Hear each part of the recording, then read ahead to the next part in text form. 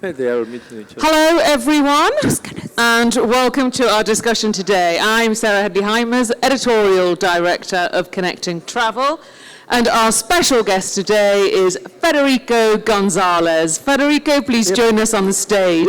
Federico is the CEO of Radisson Hotel Group, a thought leader in the industry. Thank you. And also the author of 3 books. Please take a seat, Federico. Thank you. Good afternoon, everybody.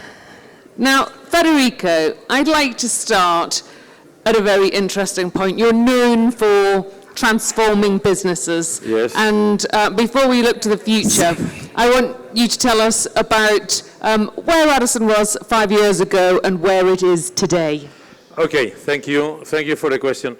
You know, I think if I look back to 2017, 5 years ago, I think Radisson, and if I make the comparison with today, we have been able in 5 years to, even with the 2 years of break of the pandemic, I think today we are a single group with 8 brands.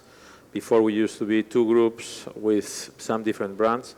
Brands that are defined globally, but with standards tailored to the local regions. Okay, so for example, we have standards different for Middle East than we have for Asia, or we have for Europe, or in the US, and that actually answering always the question of why do you have a given standard. So you need to respond really with significance, with the consumer in mind. Then is today a group that has been able to nearly grow by 40% the room nights in the last 5 years, and who has a plan 40%.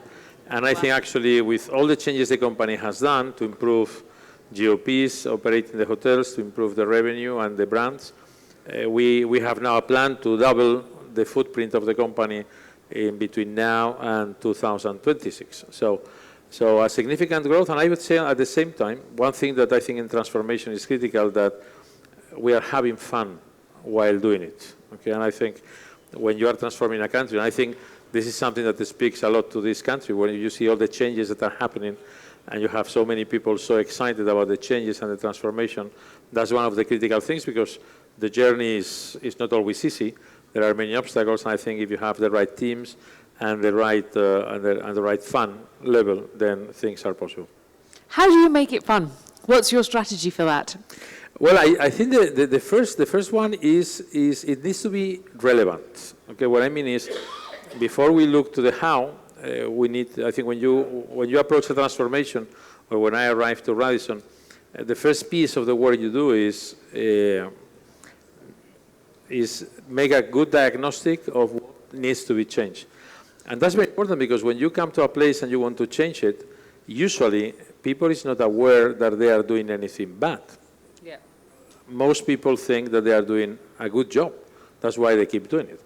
So I think when you arrive as a new CEO, and you try to define what are the things that should be changed to improve and to define the future, and in a way, you need to engage with the team, so you make sure that, I mean, there is a certain level of frustration, but at the same time, people buy into the new picture, in what is going to be done. And they understand it. Then not everybody will understand, so that's why they need to leave. But you know, those who stay, they buy into the new vision, they buy into the new thinking, and engage into that. So the what is meaningful. They understand what we are doing and why we are doing it. And then on the how, I think it's all about the teams you have. If you are able to create a culture with the same beliefs, or believing that the consumer is at the end customer that we have, with the right ethical beliefs, where there is nobody killing each other, you know, to get to the results. So I think then you celebrate successes and you rectify mistakes. I think it's the whole thing about the atmosphere, how we work with each other, and how much we respect each other, that makes it fun. And you talked about standards. Can you give us examples of the standards that you put in place? Yes, I think if you think about the standards in hotels, you know, we're discussing this morning, okay, across the world. When I arrived, there were, if you take a hotel and you build a hotel and you put everything, there are more than 1,000 things that someone has said that need to be in one given way. So one of the things I did when I came, because I didn't understand them, we took brand by brand, asking why. And then we discovered that actually, as happens in many other brands in the world, many of the things we had as the standards were no longer relevant. They were there because it was in a given moment. Now, that is no longer relevant. I recall there was one brand where there was a compulsory piece of wood for dancing. And this was because in the origin of the brand in the UK, okay, that was an important thing for Friday evenings parties. Well, that happened to be in the standards still.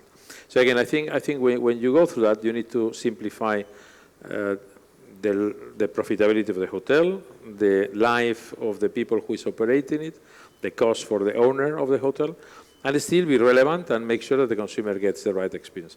I think defining those in a flexible way, so you don't give away any of the principles or important things for the brand, but at the same time, you make it relevant to the different audiences.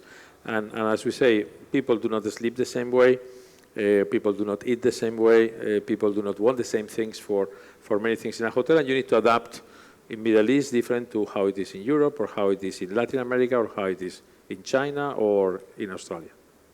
Now, in this region, there's going to be a lot of new hotel GMs and CEOs as the exponential growth of Saudi's tourism market moves apace. What advice would you give to all of these new leaders in hospitality, and how would you advise they go about innovating within their field? Well, first, I would say, I think we all look for being happy and successful. Those are the two things that usually people, when they start a career, look for. And what I always say is, 5 or 6 tips. First, find something you are good at. I think we all have a gift. Sometimes if you start in a hotel, it can be marketing, can be sales, can be operations, can be revenue management. So can be in the reception, can be in the rooms. Find something you are good at, okay? Can be in development. So find something you are good at, something you like. And usually when you choose something you like because you are good at, that helps you perform better, okay?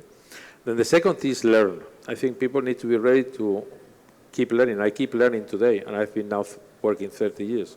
So I think it's the learning. Then third is choose the right company.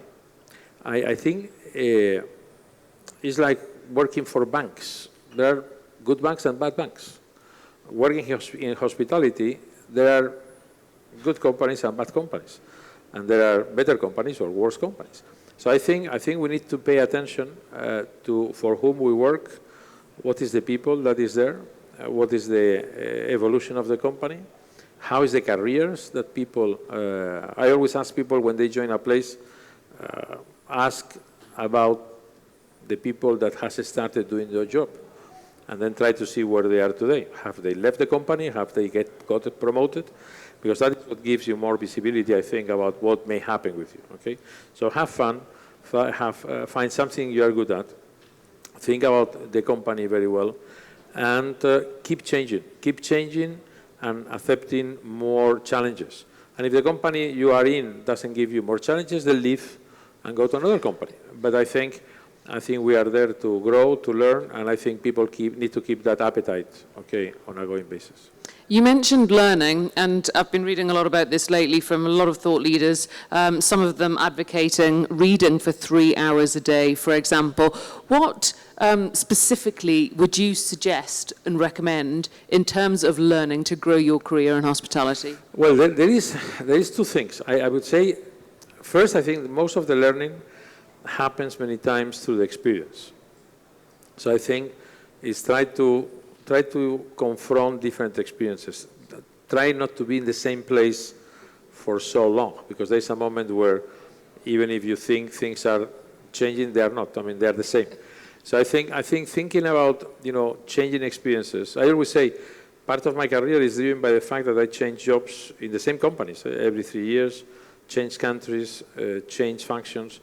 And that helps you keep learning without having to read a book or go to a training. Is your day-to-day. I think that's the first one. And then second is try to build your curiosity. I think you see it very clear with people with fast development or not that fast development is they have curiosity. So when they see something, they ask why. And when they go to a place, they ask, why is the system like this and it's not different? Or when they see a standard, they say, why do we keep it? Why don't we change it? So I think beyond your classrooms, and I think in the company, for example, we have more than 200 different trainings that you can enroll and you can watch, but I think most of the learning comes from applying anything you learn or any of your experiences to really your day-to-day work, and that is what helps you grow. So always ask why are we doing yes. what we're doing, and change jobs every 3 years, although you're now at the top. No, so where would you go?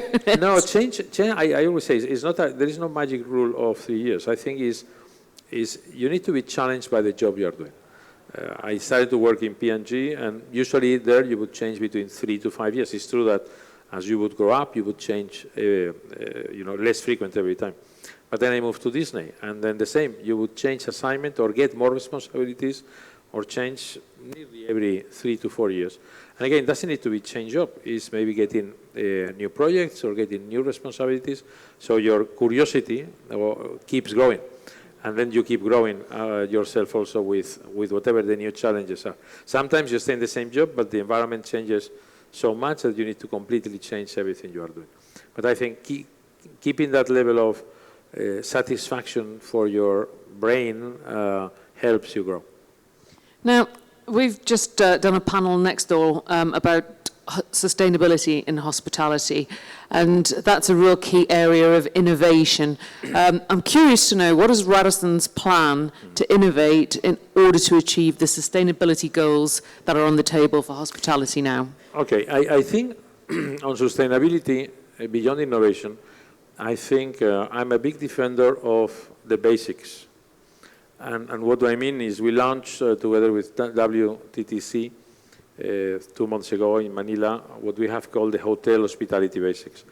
And this is very simple. These are 12 measures that every hotel of the world should put in place in order to start moving the planet towards what it should be. And what I think happens in sustainability is many people is using too much that word without nobody knowing what it means. So I recall talking once to a small owner of a hotel. He said, this is like asking someone to control the speed at which they are driving, but they don't have a speed meter in the car. So I think what we have done with WTTC, and we have got support from Accor, from obviously Radisson, Accor, NH, all the Spanish change. We have got Accor from Deutsche Hospitality, from Jinjiang, so the biggest groups in China, for example, the Taj group in India. So we have got 50,000 hotels saying, yes, we will implement them. And this is just 12 things, like measure your consumption and your carbon footprint and have a plan to reduce it. Because the point is, if we don't start executing very concrete things across all the hotels of the world, we'll never reach any goal by 2050. I mean, of course, Radisson has signed, the protocols. We'll be there by 2050, if possible before. We have launched, actually, we are the first company in the world that launched and introduced all the meeting and events that we serve, that we do, are carbon negative. Okay, so we more than compensate any carbon footprint in the meeting and events business.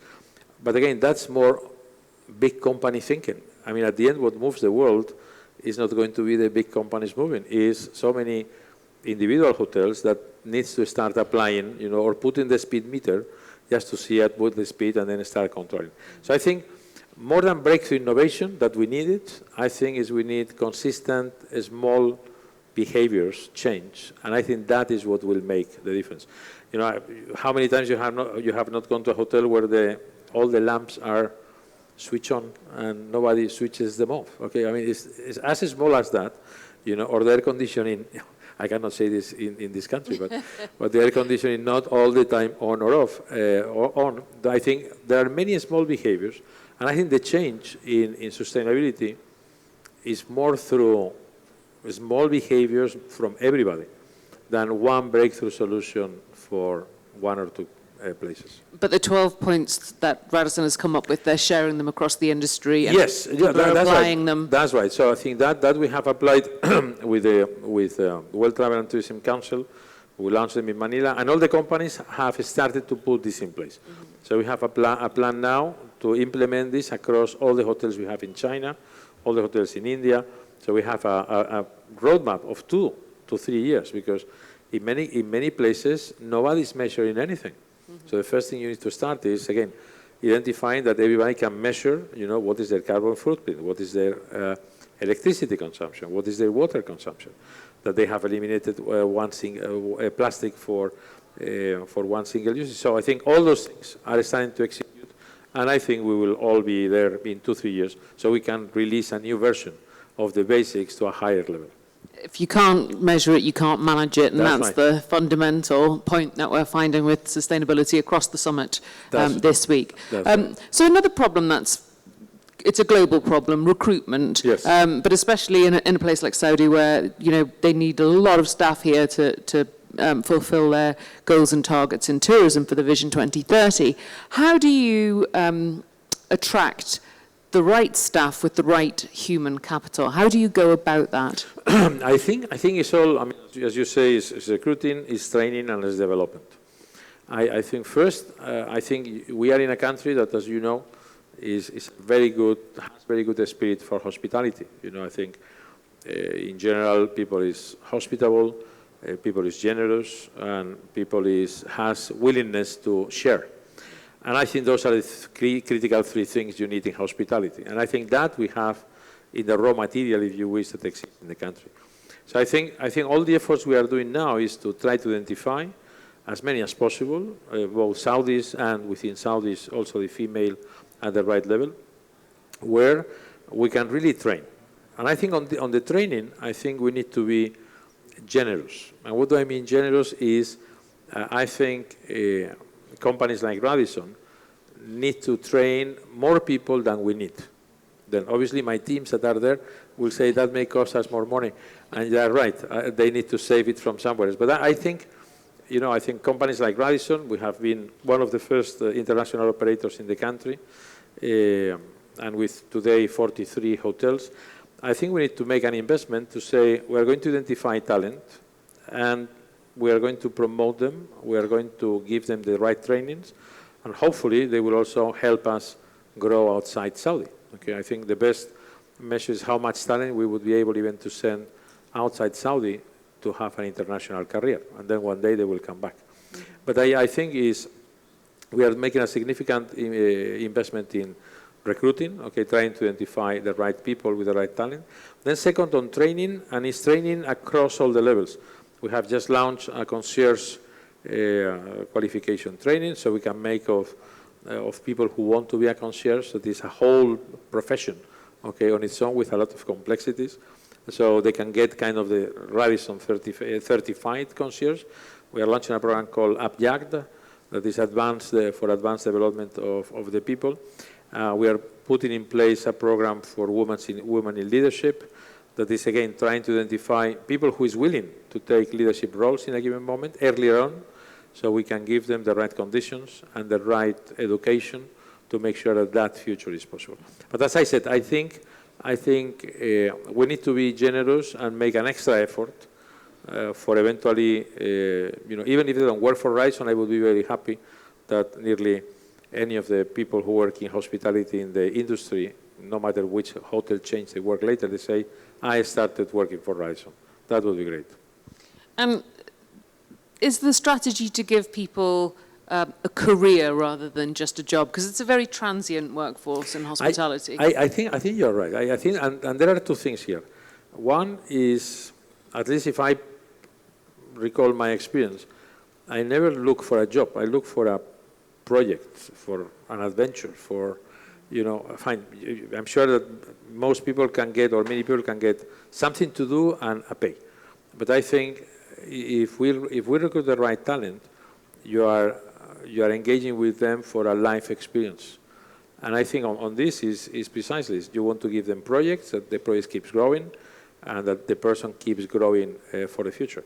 And I think there is here a big change, I think, that we are doing in HR in the company. And this is one of my personal fights with HR historically. When I started working in '89 in P&G, HR was your boss was responsible of your career. And I think during the last 30 years, there was a change where you become your own boss of your career.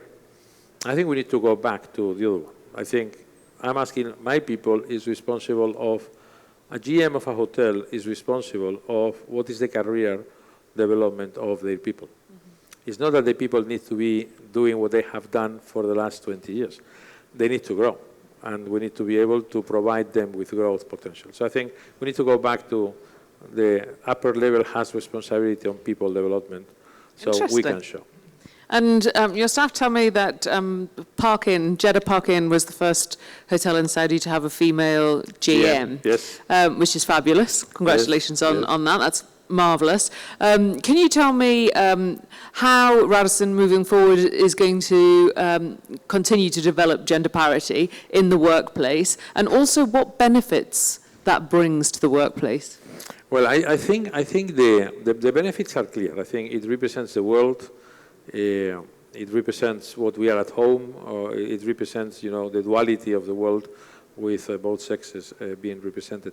And I think many times I would say even in favor of females is more at home. Okay, and many times there are different qualities in which how different sexes, female or male, take care of the home.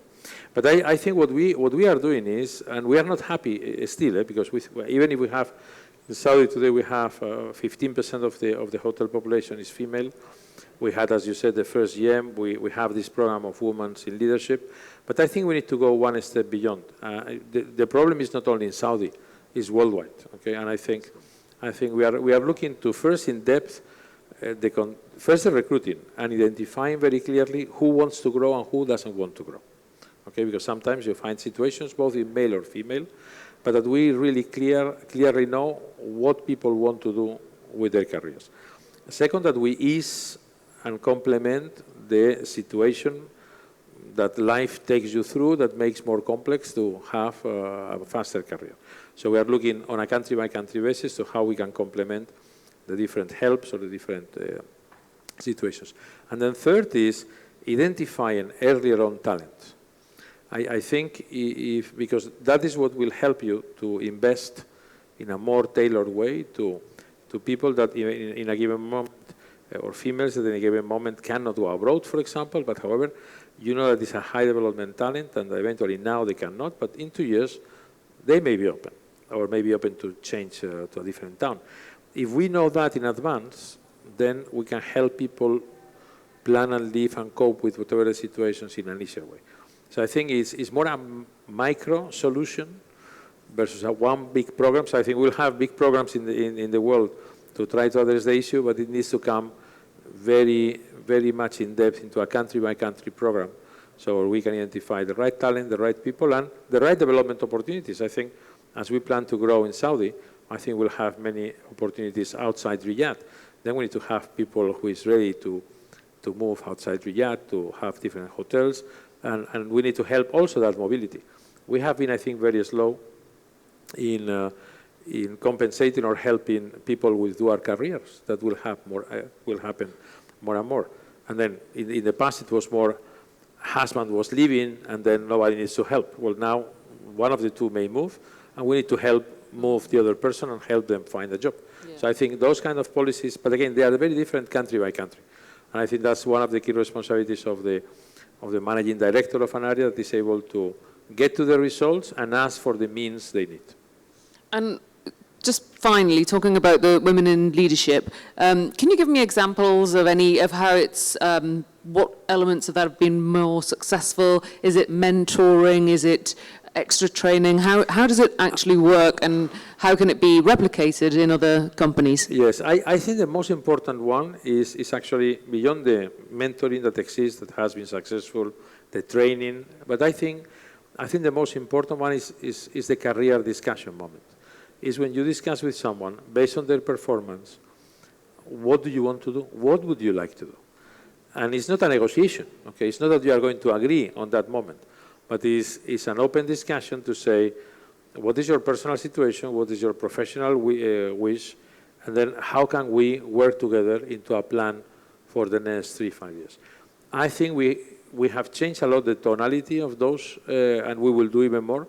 So we know much more in advance who is willing to do what and by when. So many times when you work across a big company, many of those things are not in the computer or on the central programs, okay, in a clear way. And that's why I'm saying that the GM is the responsible of identifying those talent in the hotel who are eventually behaving in a given way, maybe saying I cannot move, but if you would ask, but would you be open to move in 2 years' time? They will say yes.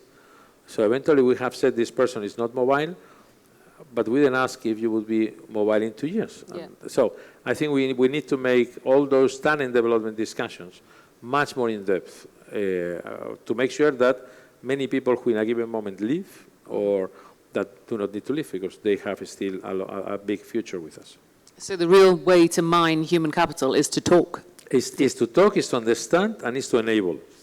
You know, I think we need to enable, and I think there's a huge amount of talent that many times you may have found after having left the company, and then you see them doing something that they could have done with you. So you say, why did you leave?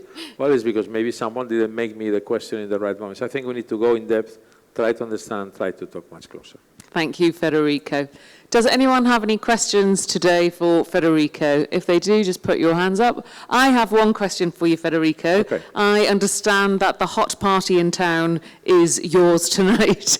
Can you tell the audience about... I think here you have the invitation. Yes.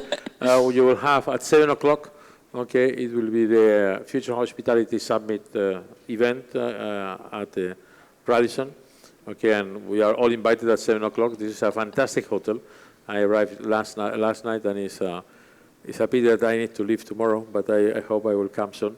And I hope you will enjoy. It's a fantastic place, and the talent and the people that is there will take care of you in a very nice way. So that's the party, and you're all invited. Thank you very much, Federico, for your time.